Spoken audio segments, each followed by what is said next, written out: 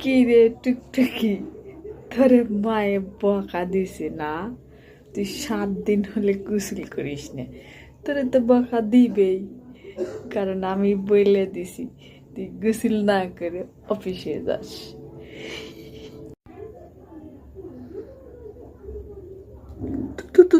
তুই অনেক খুশি হয়েছিস আমার বকা দিছি দেখে?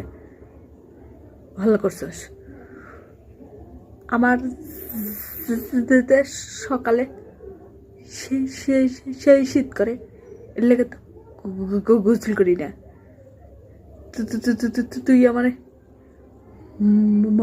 মারা দে বোকা খেলেছিস না?